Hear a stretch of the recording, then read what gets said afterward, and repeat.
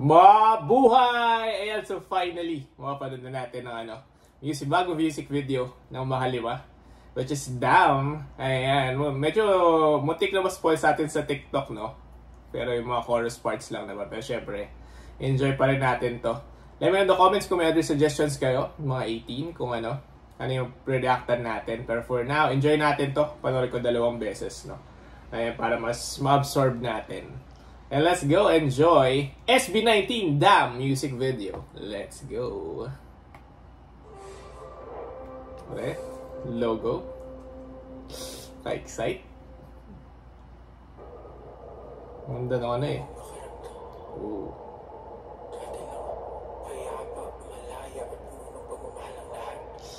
Goosebumps. Ooh.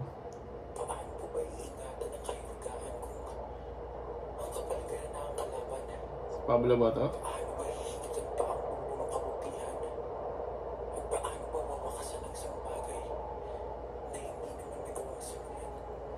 Ooh. Poetic. Wow! Grabe. Grabe graphics. Alright. Drums. Sob!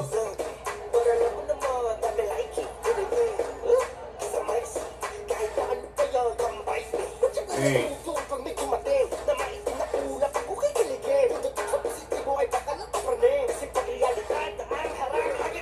Nice drives. Whoa! That deep voice, sorry post na ako agad. Gusto ko na agad ulitin. Grabe yun. Sige, natin yung subtitles of the English. Natin sa part ni Sob. Ang ganda ng ang Midas touch.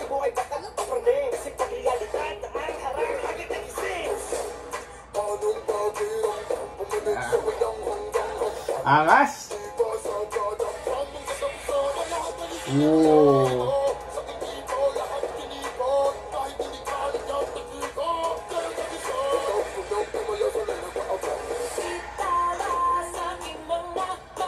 Junard! Nice hair! Grabe! Buja! Oh, bagay! Forest!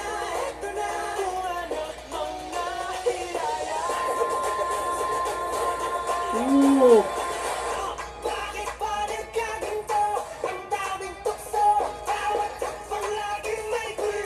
Eh, pakiramdam!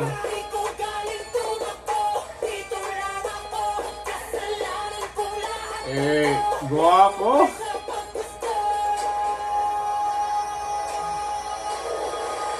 Let's shout! Post muna natin. Definitely a bop.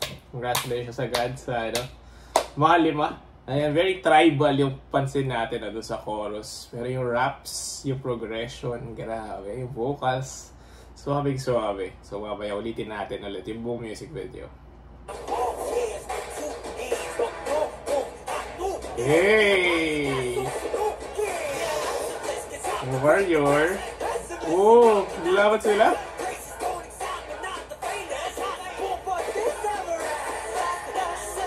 New story! About the throne? Good job, let's go! Ang kahit ng pre-chorus?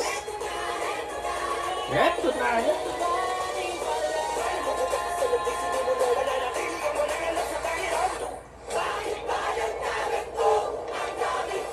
Bukals lang. Deep voice. Grabe yung passion.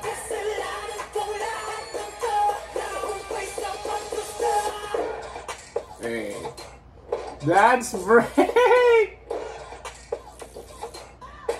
With the graphics. Hey. Grabe swag. Caked mo na tayo sa mukha. Ang ganda ng graphics, oh! Saan yung nalusaw? Bernard. The King.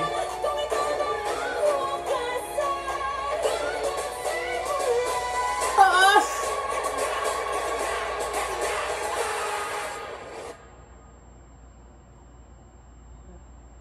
Nabalik ba? Bumalik ba sila sa Tree of Life?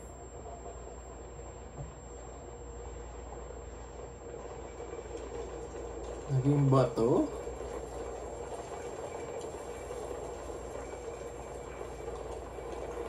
What? Hey!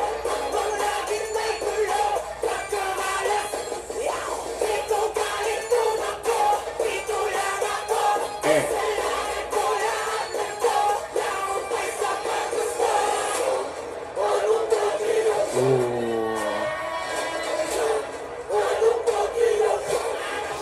So eerie! Ah!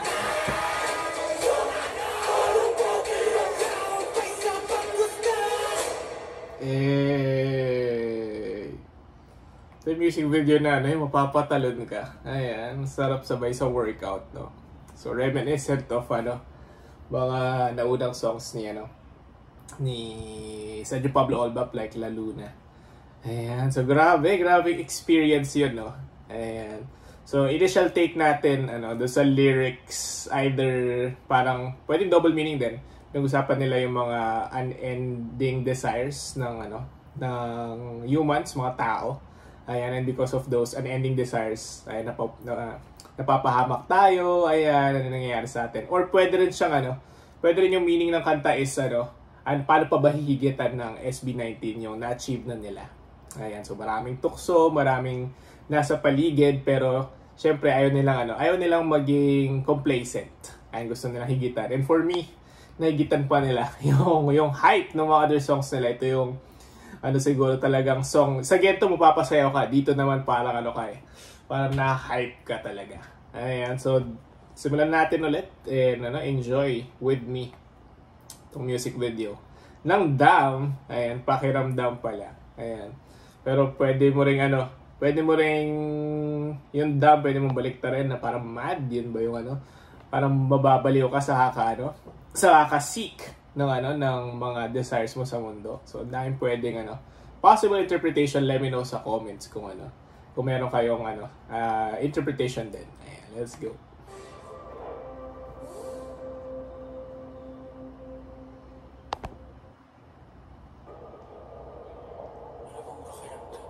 Ito pa lang, oh.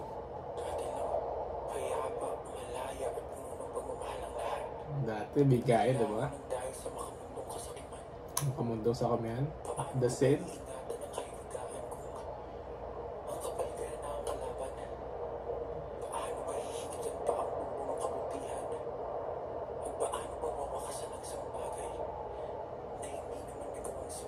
Ooh, that was deep.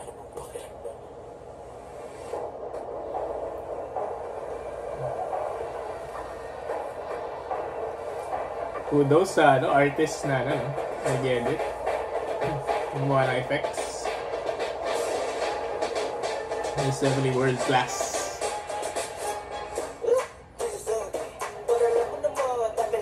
Oh. I see. Hey.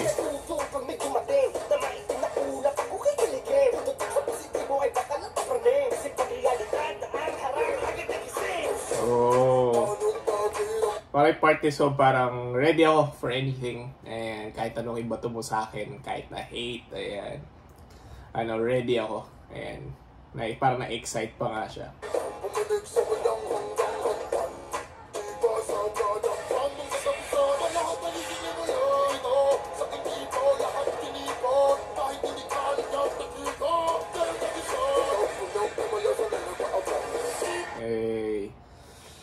Sa part naman ni Kaken, parang endless yung pagpapagal natin sa buhay, tapos nakokollect niya na lahat, pero in the end parang inaccept niya na lang kung ano fate niya, Ayan.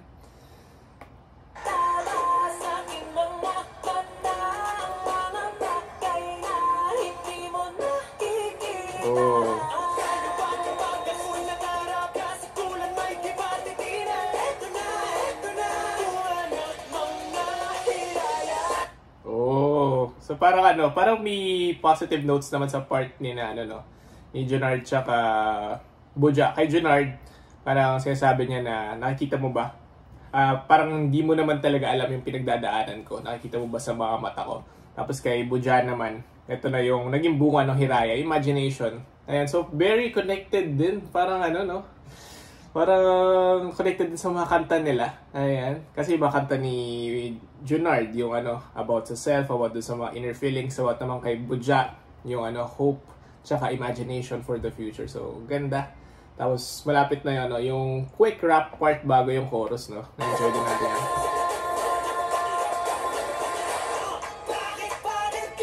Eh. Eh.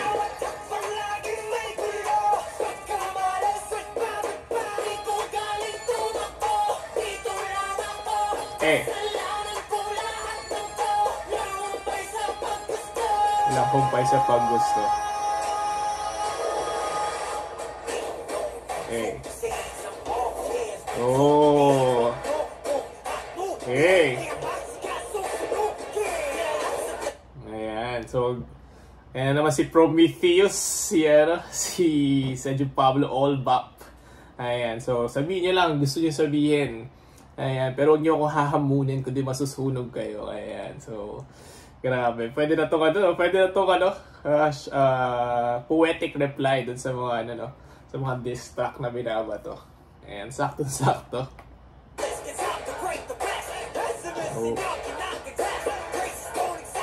Oh. Okay, so wala siyang pake sa praises, wala siyang pake sa gossip. Ayan, focus lang sa craft niya.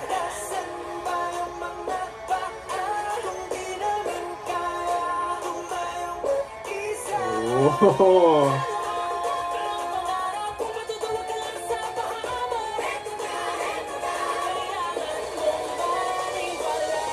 So, ganda ng pre-chorus kasi very motivational siya, no? Ayan, so parang yung question ni Buja, mas matatawag mo ba siyang success kung di mo kayang tumayo sa sarili mong paa? So, kumbaga, nang hihila ka sa clout ng iba, ganyan, hinihila mo pa babae iba. So, matatawag mo siyang success. Pero, ayan, so sa part naman ni Junard, ayan, kailangan mo maniwala. Ayan, kailangan mo magpatuloy dun sa dun sa pangarap mo.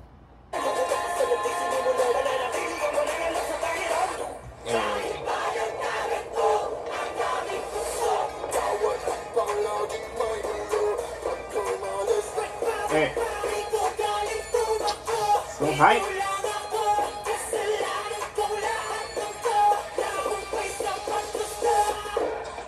Oh, let's go! So, kami ng dance break, oh. Angas, tsaka, swag. Okay. Natuwa yung pagpunta sa gitna na yun. Sergio Pablo Olbap. And the King! K-Ken. Oh. Okay. Motivational pa rin, si Junard. Paano mo higitan, diba?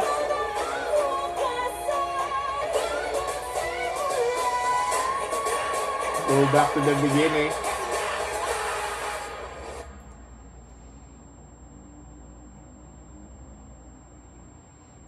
This is a part nito, di ako sure sa interpretation, pero parang nakikita ko. Since bumalik sila sa Tree of Life sa start, parang naging legends sila. And I think, doon ako papunta. Ang mga lima. Becoming legends, becoming statues. Let's go! May pag-aalsa. Eh.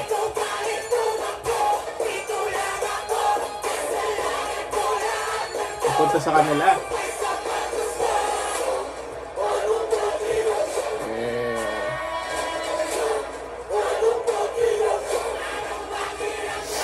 So chilling. Goosebumps.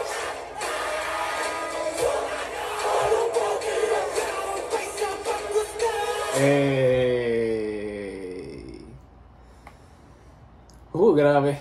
Naramdaman ko sa cheeks ko yung Goosebumps. So, dun sa last part naman nakita natin pag-aalsa ng mga tao against the throne, no? Tapos papunta sila dun sa tree. Tree na nagkabunga.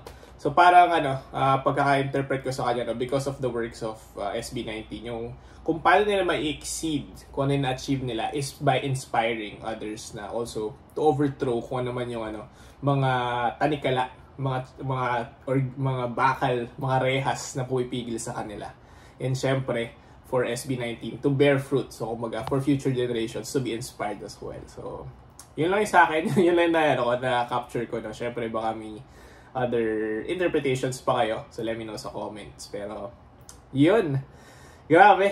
Ayan. So, what an experience. Grabe yung storytelling, creativity, and syempre, na-showcase yung mga vocal talents din ng Malima. So, doon sa first part, pinansin muna natin yung nila, no?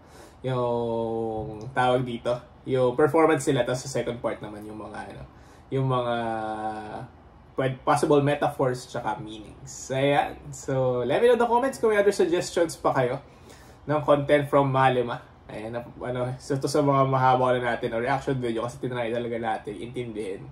Ayan, and as usual, top comment in top subscriber, congratulations yung next suggestion mo. Prioritize natin sa mga next batches ng reaction videos natin.